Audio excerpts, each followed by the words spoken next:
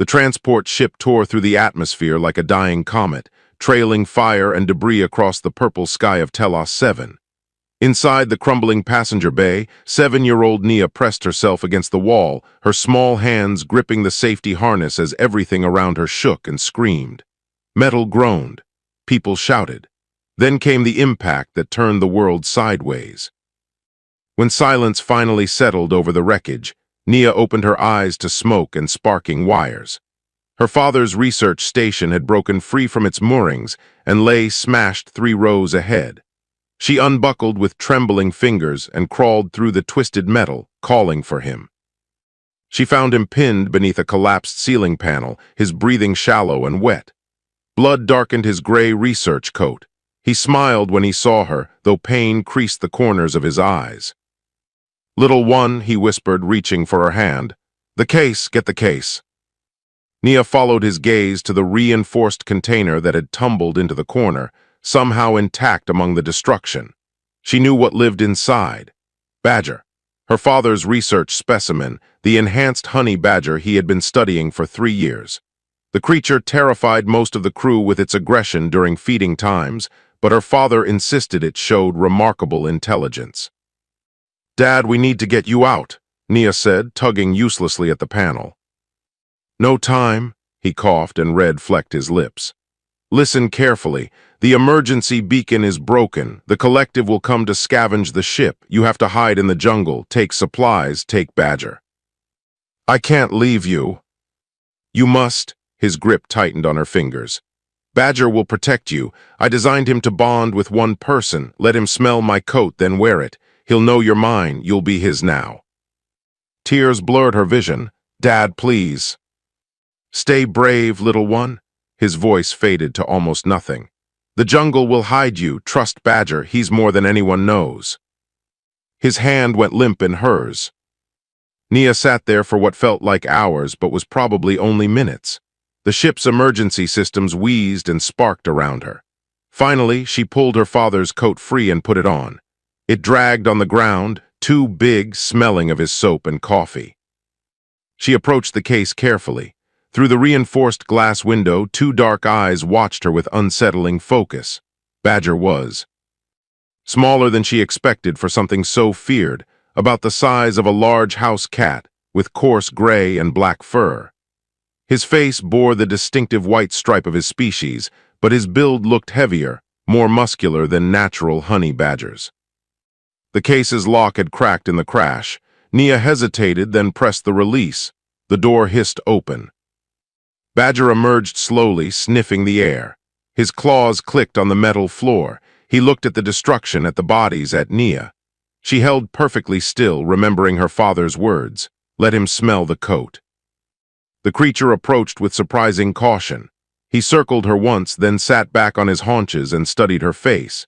His nose twitched as he caught her father's scent on the oversized coat. Something shifted in those dark eyes. Recognition, maybe, or calculation.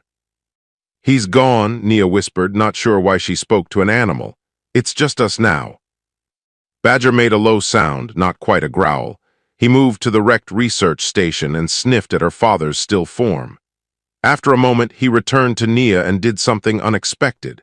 He pressed his head briefly against her leg, then moved toward the torn opening in the hull. He stopped at the gap and looked back at her. The message was clear: follow me.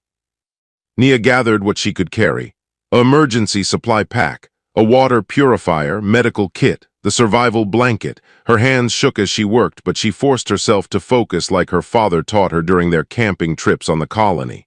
One task at a time. Stay calm, think. Outside, the jungle pressed close to the crash site. Strange plants with blue leaves grew in thick tangles. The air felt heavy and warm, filled with sounds she didn't recognize. Clicks and whistles and deep thrumming calls from creatures she couldn't see. Badger waited at the tree line, watching her navigate the debris field. When she caught up, he started moving through the undergrowth with purpose. Not running, but not wandering either. He knew where he was going. They walked for hours. Nia's legs ached and her throat burned with thirst, but Badger kept a steady pace just ahead. Twice he stopped suddenly, his body going rigid. Both times, Nia heard something large moving through the jungle nearby. Both times, Badger led her silently in a different direction until the sounds faded. As purple daylight began to dim, he brought her to a rocky outcrop with a shallow cave. The opening was small, defensible. He entered first, checking the interior before emerging and sitting at the entrance. Safe, his posture seemed to say, "Rest here." Nia collapsed against the cave wall, finally letting herself cry. She was alone on an alien moon with a research animal as her only companion. The collective would come. Monsters probably lived in this jungle. She was 7 years old and her father was dead. Badger entered the cave and settled near her, not touching but close enough that she could hear his breathing.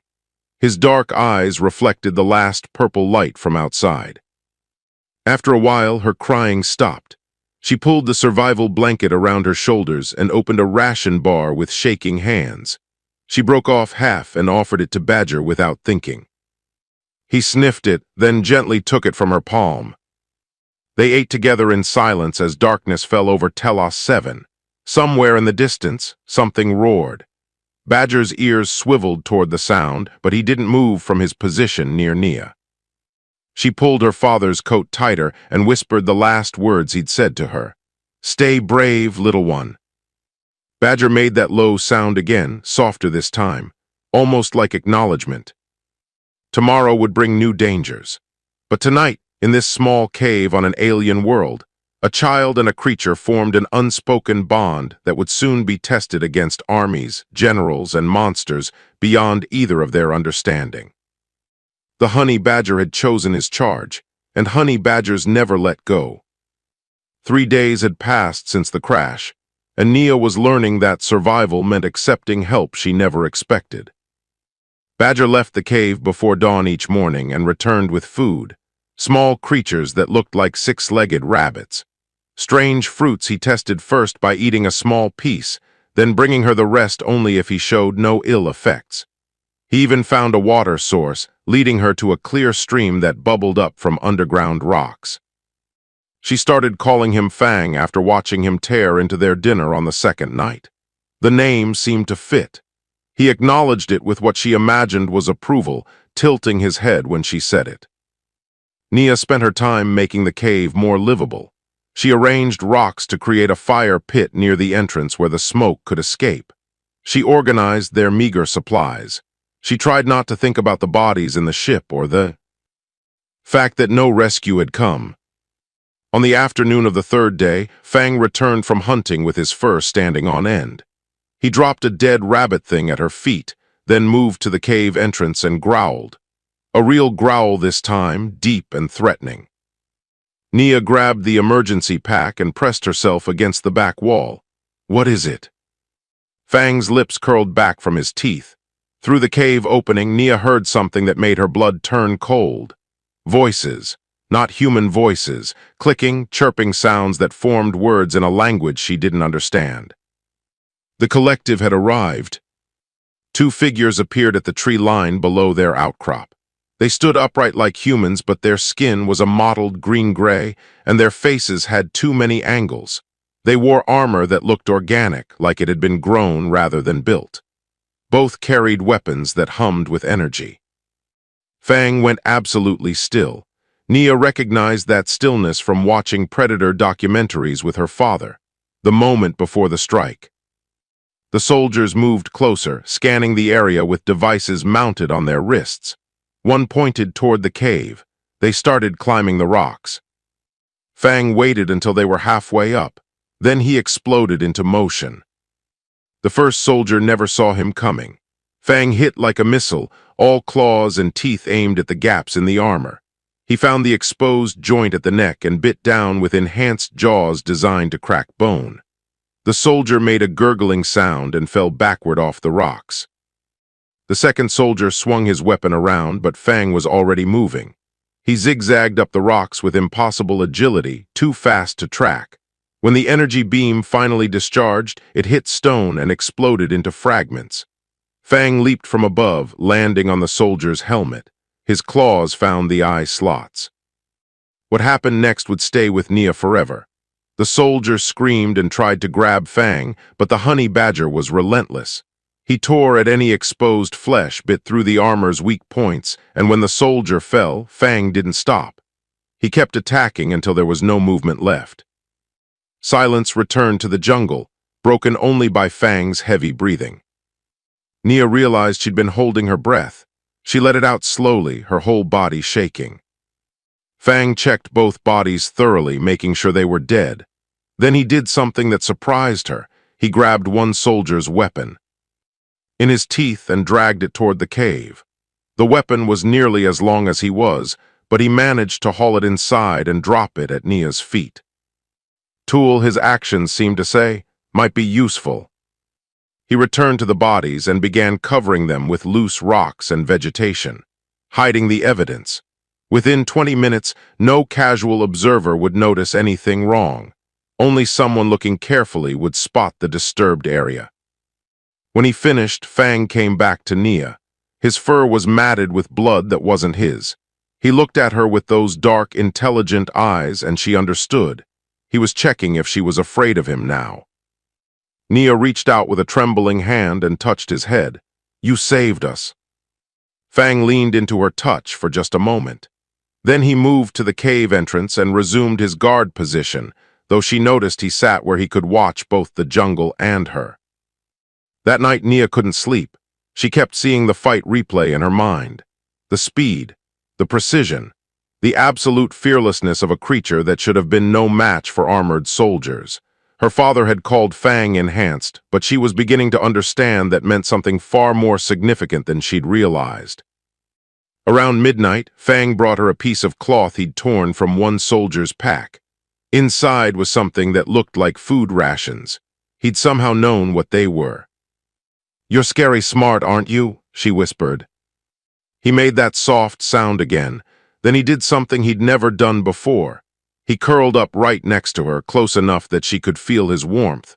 When she put her hand on his back, he didn't move away. They fell asleep like that, a child and her protector, while distant sounds suggested more collective forces were searching the jungle. Over the next week, it happened 3 more times. Soldiers came looking for their missing comrades. Each time, Fang fought with the same brutal efficiency. He learned from each encounter, adapted his tactics, started setting simple traps using vines and loose rocks. Nia watched him drag bodies away and hide them. She saw him memorize patrol patterns. She realized her father had created something extraordinary, not just an aggressive animal, but a thinking, planning, protecting force of nature. On the 8th day, she found Fang examining the captured weapon, turning it over with his paws like he was trying to understand how it worked. When he noticed her watching, he pushed it toward her. "Learn this," his gesture said. "You might need it." So Nia learned. She figured out the safety mechanism, the trigger, how to check the charge. Fang sat beside her the whole time, and she could swear he was nodding approval when she did something right. That evening, as they shared another meal of jungle game and salvaged rations, Nia finally understood what her father had meant. Badger will protect you. He's more than anyone knows. Fang wasn't just enhanced for aggression or strength. He'd been designed to bond, to think, to adapt, to choose one person and defend them against anything. And he'd chosen her. She wrapped her arms around his stocky body, burying her face in his coarse fur. "Thank you, Fang, for everything." He tolerated the hug for a few seconds, then gently pulled away and returned to watching the jungle. Always vigilant, always ready. Somewhere out there, the collective was getting frustrated. Soldiers were disappearing. Equipment was being lost. And none of them suspected that their enemy was a 20-pound ball of fury that had decided a human child was worth dying for. The honey badger had tasted first blood, and he found he had quite the appetite for protecting his charge. General Croth studied the reports with growing irritation. 15 soldiers missing. 7 confirmed dead when their tracking beacons finally led recovery teams to hastily concealed bodies. 8 simply vanished without a trace, all within a 5-kilometer radius of the human crash site. His second-in-command, a younger officer named Drell, stood at attention across the tactical table. Sir, the patterns suggest an organized resistance, multiple combatants using guerrilla tactics.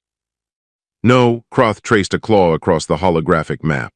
Look at the attack signatures: single attacker, small, ground-based, fast. One creature did this? Drell's voice carried doubt. The humans crashed 3 weeks ago. Standard procedure says we investigate for salvageable technology, eliminate survivors, move on.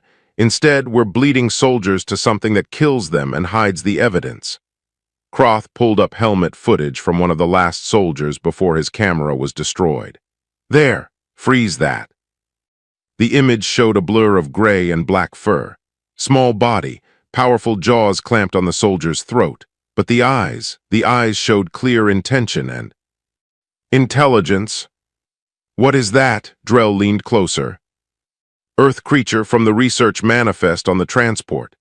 Croth had done his homework. Called a honey badger. This one was genetically enhanced in some human laboratory. The manifest note said aggressive tendencies, high pain tolerance, enhanced problem-solving capabilities. Enhanced how much? Croth closed the image. Enough to kill 15 of our soldiers and somehow know to hide the bodies so we waste time searching. Enough to recognize patrol patterns and avoid our sweeps. This isn't a dumb animal acting on instinct, Drell. Something is directing it. The human survivors. Only one life sign detected in the area, small, child-sized. Croth pulled up the bioscan data. Age approximately 7 standard years, but here's what's interesting. The life sign never moves during our patrol times. It stays hidden. The attacks only happen when soldiers get within 1 kilometer of its location. Understanding dawned on Drell's face. The creature is protecting the child. And it's very good at its job. Croth closed the tactical display. Prepare a full squad, heavy armor, multi-spectrum scanners. We're going to end this personally. 3 days later, Croth led 12 soldiers into the jungle zone where the attacks had occurred.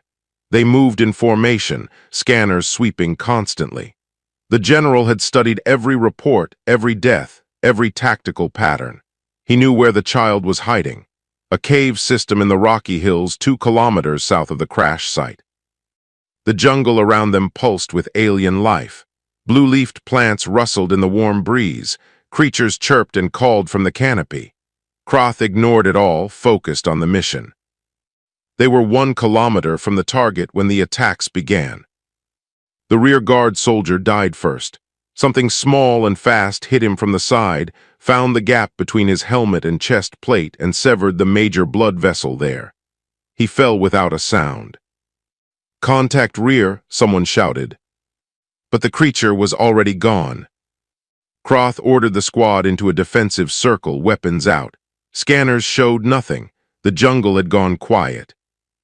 Then the creature hit again, this time from above, dropping from a tree branch onto a soldier's shoulders.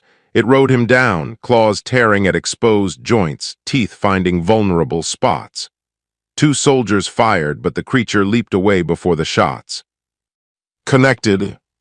Croth caught a clear glimpse this time. The honey badger was smaller than he expected, maybe 8 kilograms. But it moved like violence given form. No hesitation, no fear, just calculated aggression aimed at maximum damage. Scatter pattern, Croth ordered. Don't cluster, it uses our formations against us. The squad spread out, but the jungle terrain made it impossible to maintain visual contact with everyone. The badger used that.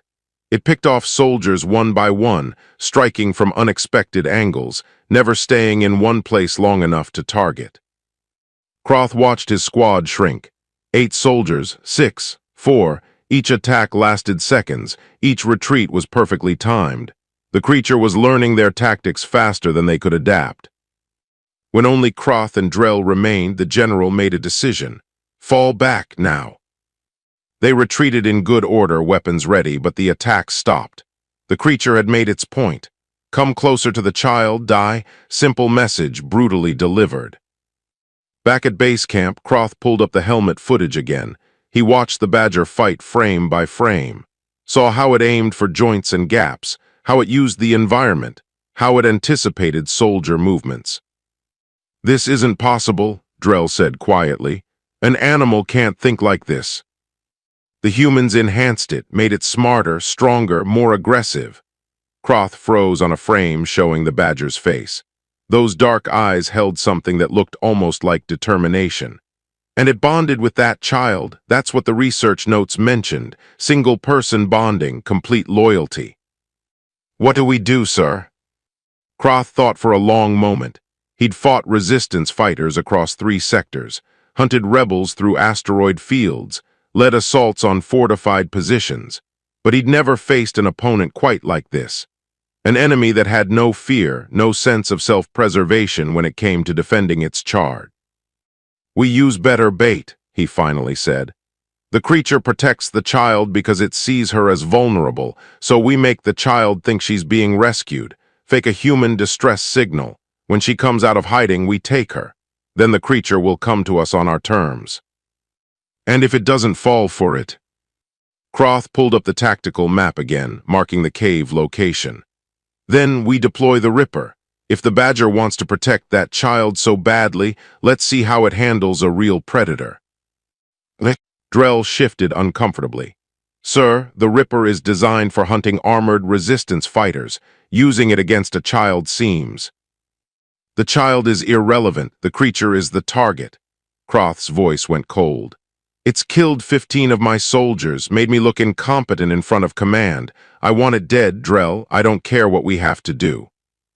He stared at the frozen image of the honey badger, those intelligent eyes seeming to look right back at him through the screen. Somewhere in that jungle, a child and her protector were hiding. They thought they were safe. General Croth would teach them otherwise. He'd hunted dangerous prey before. This would be no different. But deep in a cave 2 kilometers away, Fang sat at the entrance, watching the jungle. His ears picked up the distant sounds of collective soldiers retreating. His nose analyzed the wind for threats. And somewhere in his enhanced brain, he processed the patterns of the last few weeks. They kept coming, they would keep coming, and he would keep killing them. Because the small human was his to protect, his to keep safe. And the universe could send armies, generals, or monsters, it didn't matter. Honey badgers never let go. Nia woke to Fang's urgent chittering. She'd learned his sounds over the past month. This one meant danger close. She grabbed her emergency pack and the salvaged weapon, following Fang to the cave entrance. Dawn light painted the jungle purple and gold, but something was wrong. The usual morning sounds were absent. No chirping, no rustling. Even the wind seemed to hold its breath. Then she heard it, a deep rhythmic thumping, footsteps, heavy ones. Fang's fur stood completely on end. He made a sound she'd never heard before, almost like a whine, fear. He was actually afraid. Through the trees below, something moved. At first, Nia thought it was a machine. Then it stepped into a clearing, and she realized with horror that it was alive. The Ripper stood 3 meters tall on 4 thick legs.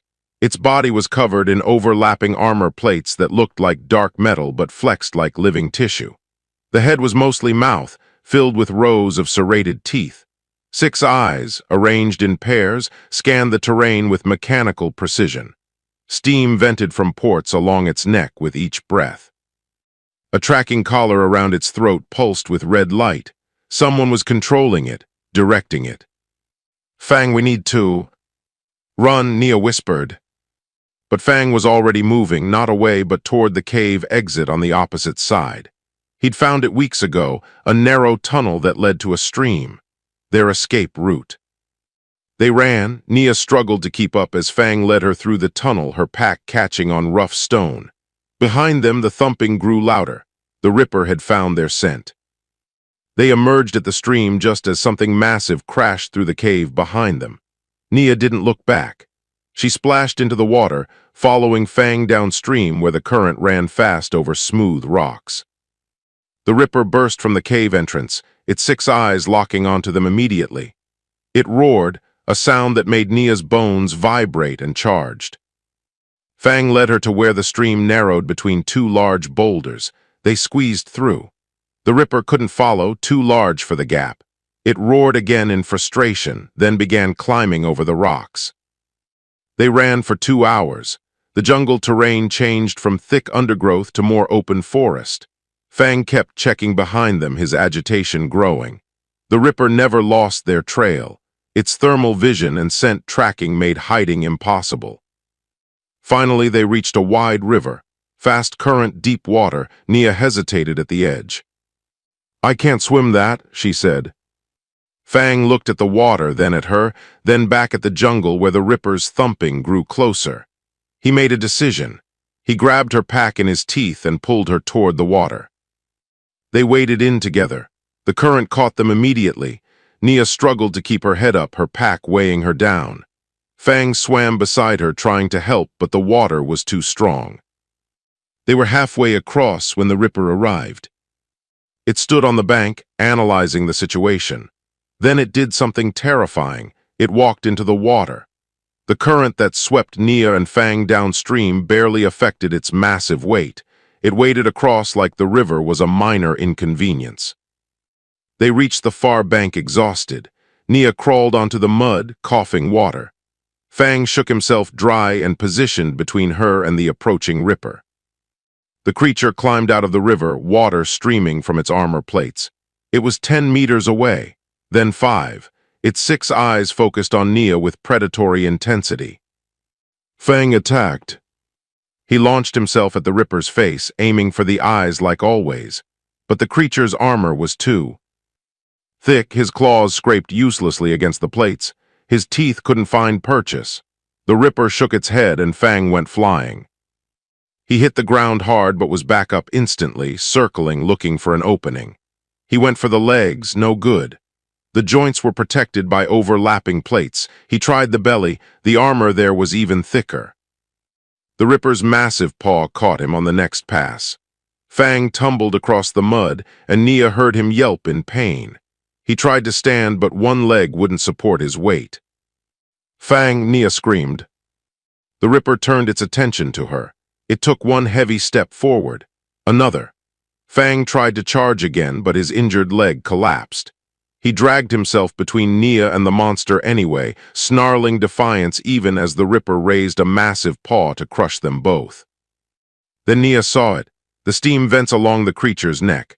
They pulsed with each breath, glowing faintly orange, not armor, cooling ports. Fang, the neck, the orange parts. She didn't know if he understood, but Fang had learned to trust her voice. As the Ripper's paw descended, he gathered his strength and leaped, not at the face, not at the legs, at the neck. His claws found the first cooling vent and tore. Superheated steam blasted out and the Ripper screamed. Fang didn't let go. He climbed higher, found another vent, ripped it open. Then another. The Ripper thrashed, trying to shake him off. It slammed against trees, rolled on the ground. But Fang held on with the grip that gave honey badgers their reputation. He tore into vent after vent, his paws burning from the steam, his body battered but refusing to release. The Ripper's movements became erratic. Warning lights flashed on its control collar. Its internal temperature was spiking without proper cooling. It staggered toward the river, maybe trying to use the water to cool down, but collapsed halfway there. Fang rode it down, still tearing at the vents even as the creature's movements slowed. Finally, the Ripper went still. System failure. Its 6 eyes dimmed one by one. Fang slid off the dead monster's back and limped to Nia. His fur was matted with blood, his own this time. Burns covered his paws. His left rear leg hung at a wrong angle, but he was alive. Nia pulled out the medical kit with shaking hands. Her father had taught her basic first aid. She cleaned Fang's wounds as gently as she could while he made small sounds. Of pain, she used the emergency splint on his leg, applied burn gel to his paws, wrapped him in bandages. "You're insane," she whispered, tears streaming down her face. "You could have died." Fang leaned against her, exhausted. His dark eyes met hers with that familiar intelligence. "Worth it," they seemed to say, "you're worth it." They stayed by the river as night fell. Nia knew they couldn't move far with Fang injured. She kept watch while he slept, his breathing labored, his body twitching with pain dreams. In a command center kilometers away, General Croth watched the Ripper's vital signs flatline.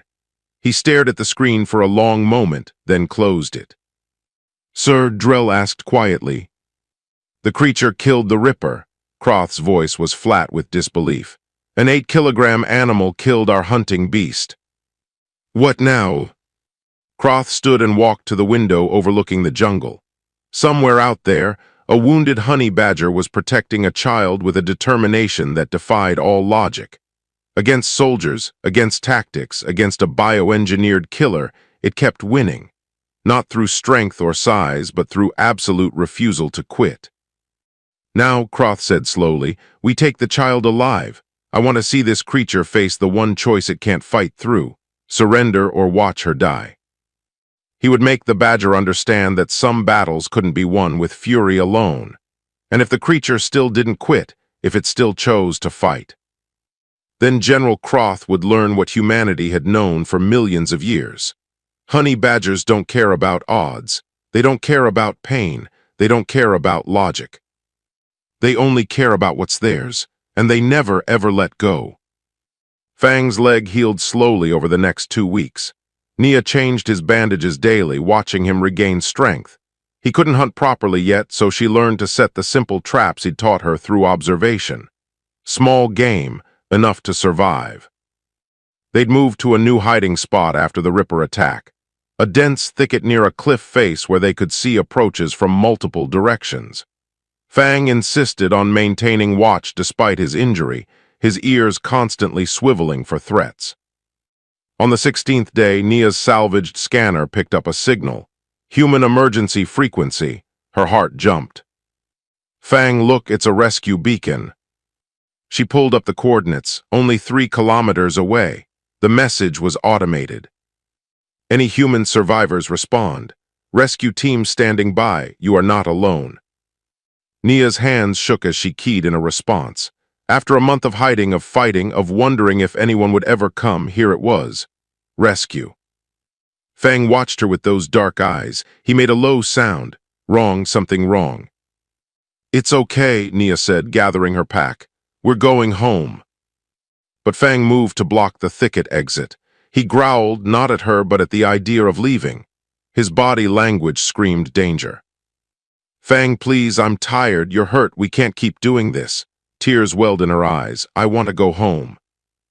He stared at her for a long moment. Then, despite every instinct clearly telling him not to, he stepped aside, because she'd chosen it, because he'd learned to trust her voice like she'd learned to trust his warnings. They approached the beacon coordinates carefully. Fang limped beside her, his agitation growing with every step. The signal came from a small clearing. In the center sat a standard human emergency transmitter, still broadcasting. Nia ran forward. "Hello, is anyone here?" The transmitter sat alone. No rescue team, no ship, just the device placed deliberately in the open. Fang's warning growl came too late. Soldiers emerged from the jungle on all sides, 10 of them, weapons raised. They'd been waiting. "Secure the child," one commanded. Nia backed up, but soldiers grabbed her arms. She struggled, reaching for the weapon at her belt, but they stripped it away. Her pack, her supplies, everything. "Let me go," she screamed. Fang went berserk. Despite his healing leg, he launched at the nearest soldier with a fury that made his previous attacks look restrained. He found the throat in seconds. That soldier went down. Fang was already moving to the next. Claws, teeth, pure rage given form. But there were too many. Energy beams crisscrossed the clearing. One caught Fang in the shoulder, spinning him sideways. He rolled, came up, kept attacking. Another beam hit his side. He yelped but didn't stop. A soldier carrying a containment net finally got close enough to deploy it. The weighted edges wrapped around Fang, and he went down snarling. He tore at the net with his teeth, making progress, but 3 more soldiers piled on with another net. Then another. "Fang," Nia fought against the hands holding her. "Don't hurt him."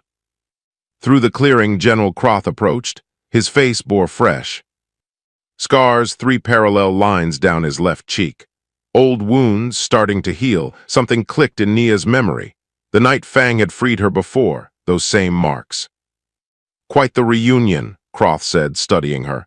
You're younger than I expected, barely more than an infant by human standards. Let him go, Nia said, her voice shaking. He's just protecting me. I'm aware, Croth gestured to the netted, struggling form of Fang. I've lost 23 soldiers to your protector. He's cost me credibility with my commanders, made me a laughingstock, so now we settle accounts. He pulled out a device, a small remote with a single button. This activates a charge built into the nets. High voltage current, not enough to kill immediately, but more than enough to cause extreme pain, hours of it if I choose. Nia's blood went cold. No. Here's my offer, you come quietly. Submit to transport back to our base. No resistance.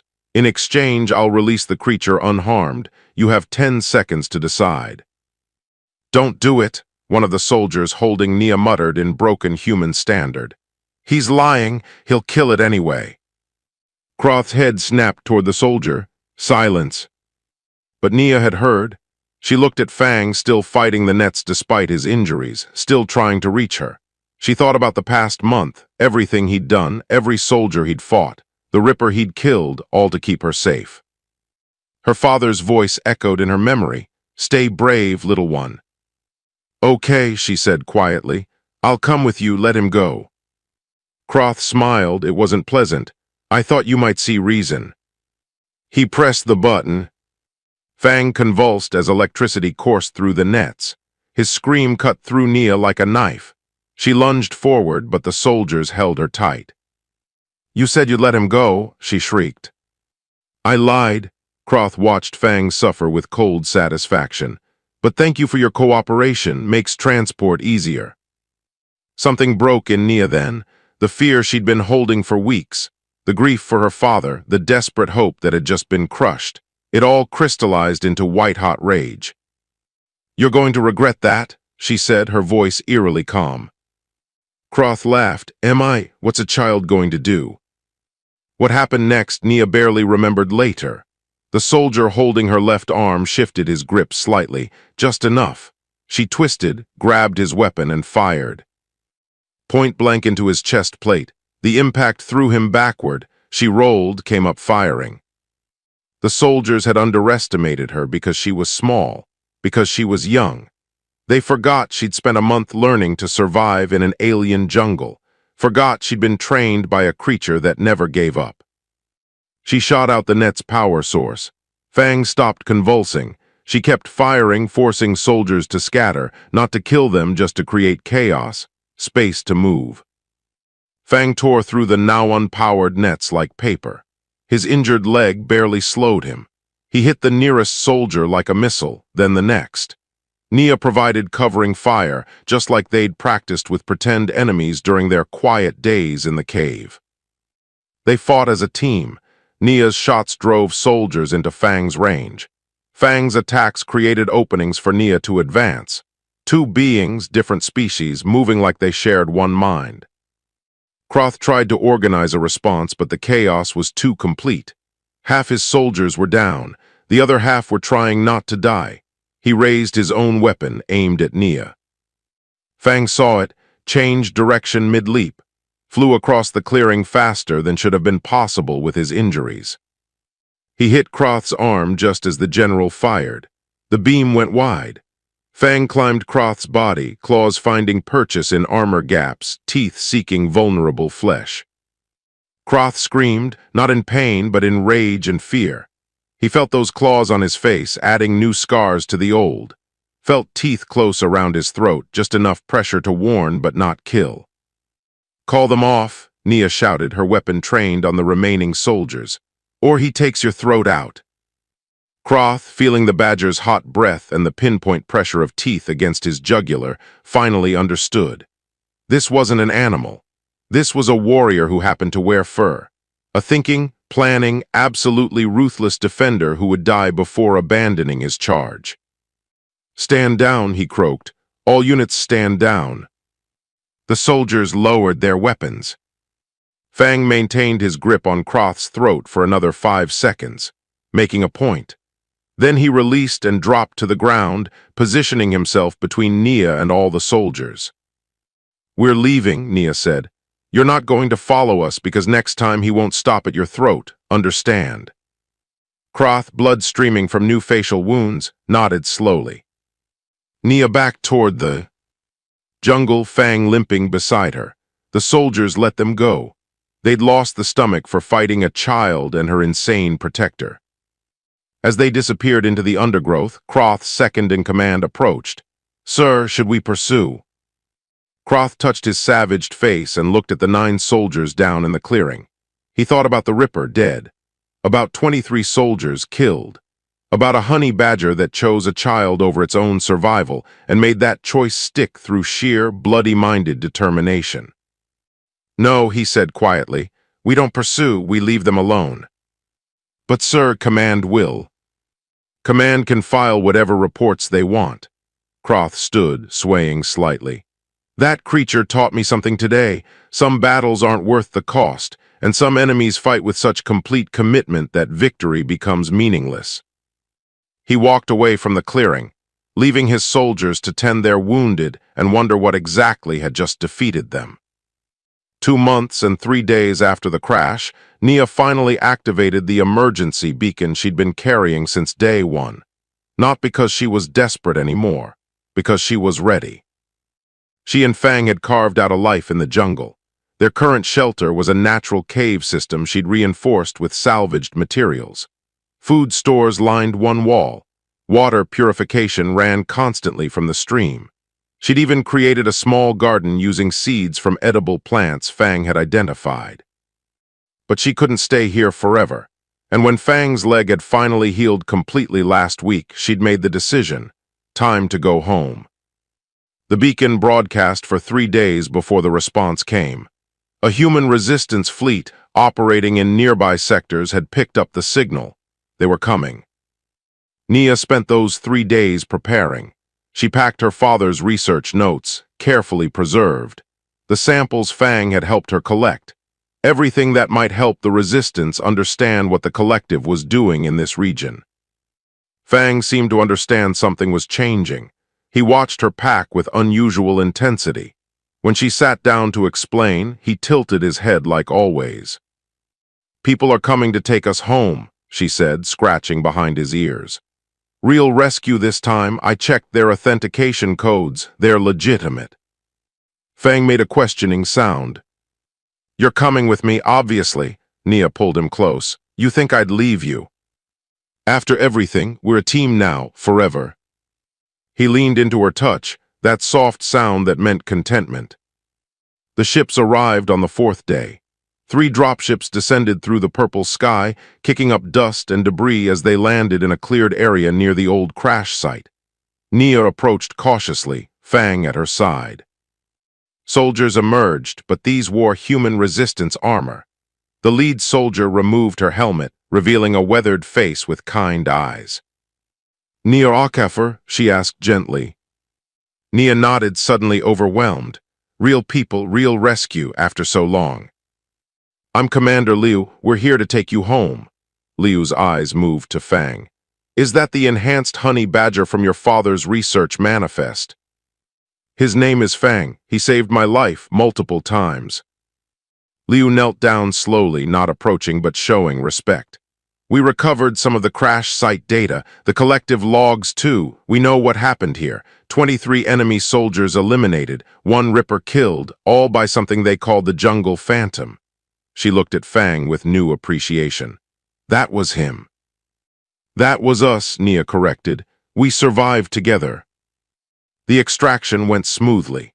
They loaded onto the dropship, Nia insisting Fang stay by her side rather than in a containment unit.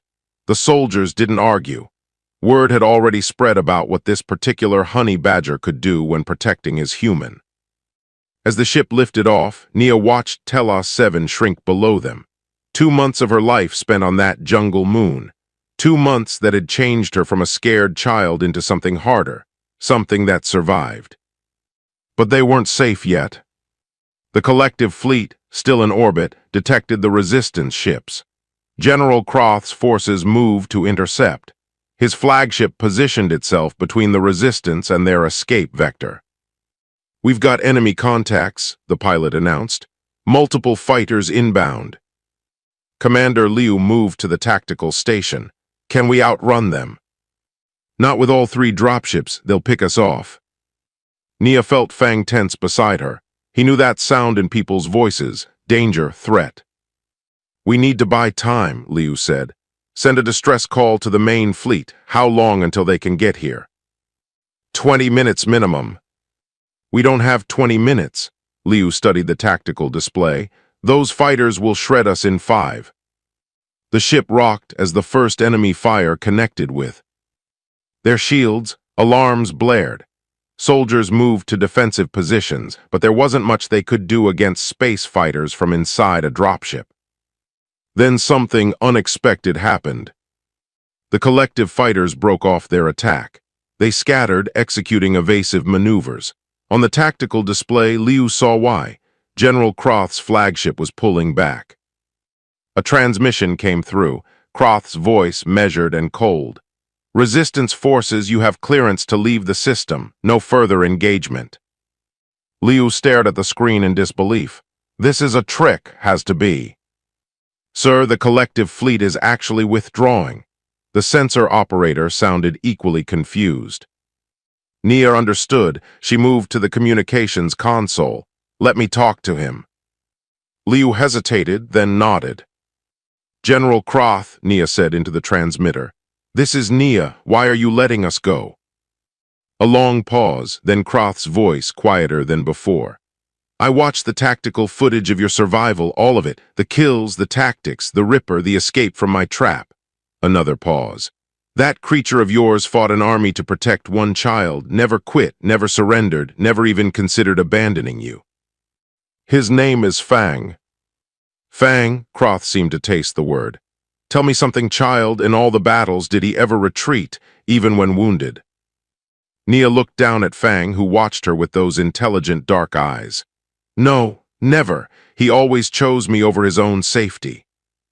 That's what I thought. Croth's voice carried something that might have been respect. The collective wages war for territory, resources, strategic advantage. But what I saw in that jungle was something different, something we don't have. Loyalty beyond reason, protection beyond logic, courage beyond survival instinct. The transmission crackled with static. Go home, child. Take your warrior with you. And know that every soldier who survived your jungle will tell stories about the day a honey badger taught them what real commitment looks like. The transmission ended. The collective fleet continued its withdrawal. Liu looked at Nia with new eyes. What exactly happened down there? We survived, Nia said simply. That's all. But it wasn't all. Over the next weeks, as they traveled back to human-resistant space, the story spread. Soldiers who'd monitored the collective communications shared the reports. The jungle phantom, the creature. That killed a Ripper. The battle where a child and her protector fought their way free from a general's trap. When they finally reached the main resistance station, Nia was called to address the council. She stood before military leaders and civilians, Fang sitting at her feet wearing a small piece of armor she'd made him from collective scrap metal. Everyone wants to know how you survived, the council leader said. 2 months alone with collective forces hunting you. How is that possible? Nia thought about all the nights in the cave, the fights, the fear, the moments where giving up seemed easier than continuing. She thought about her father's last words, "Stay brave, little one." I didn't survive alone, she said. Fang protected me when I was weak, taught me to be strong, fought when I couldn't, and when I learned to fight, we fought together. She placed her hand on Fang's head. People think Earth animals are just animals, simple, instinct-driven, but that's wrong. She gestured to Fang. This is a warrior who chose loyalty over survival, who chose a child over freedom, who faced armies and monsters and never once considered abandoning his post. The collective has advanced weapons, huge ships, and trained soldiers, but they don't have this. They don't have the bond between humans and the creatures of Earth. The council murmured among themselves. Finally, the leader spoke. You're requesting that Earth animals be recognized as sentient allies in our fight. I'm stating a fact. We've been fighting alongside animals for thousands of years. Dogs, horses, birds, they're not tools, they're partners, and if we're smart, we'll start treating them that way officially. The proposal passed 3 days later. Earth animals used in resistance operations would receive the same protections and honors as human soldiers. Fang became the first official non-human combat ally in resistance records. But the real impact happened in the collective territories. General Croth's report, meant as a tactical analysis of an unusual engagement, became something else entirely. Soldiers shared it, officers studied it. The story of a honey badger that defeated an army became a legend. And across collective space, a question began to form. If one small Earth creature could fight with such determination, what happened when millions of humans decided to fight the same way? What happened when a species that bonded with fearless warriors decided they'd had enough? The collective's advance into human territory slowed, not because of military defeats, but because soldiers started asking if the fight was worth it. If conquering Earth meant facing countless enemies who fought like that jungle phantom, who chose death over surrender, who protected their own with absolute commitment. In a small quarters on the resistance station, Nia sat on her bed with Fang curled up beside her. She was writing a letter to her father's colleagues, explaining his research, sharing his notes. Fang made his soft content sound. "Yeah," Nia agreed, scratching his ears. "We did good, didn't we?" He looked at her with those dark, intelligent eyes. The eyes that had watched her through a month of hell and never once looked away. The eyes that had chosen a scared child and decided she was worth fighting armies for. Somewhere in collective space, General Croth looked at his scarred face in a mirror and thought about honey badgers, about commitment, about the day he learned that some creatures, when they chose something to protect, simply never let go. And across human space, in bars and briefing rooms and quiet conversations, a new phrase began to spread. When someone showed exceptional bravery or unexpected determination, they earned a particular compliment. That one fights like a honey badger. It became the highest praise the resistance could give, because everyone knew the story. The child, the crash, the jungle, the small creature that faced impossible odds and won through sheer refusal to quit. Nia and Fang had survived, but more than that, they'd shown the galaxy something it had forgotten. That size didn't matter, that fancy weapons didn't matter. What mattered was the choice to stand firm, to protect what was yours, and to never ever let go. The honey badger had made his choice on a crashed ship 2 months ago. And the universe would never forget what happened when that choice was tested against armies, generals, and monsters. He'd chosen the child, and nothing, absolutely nothing, could make him let go.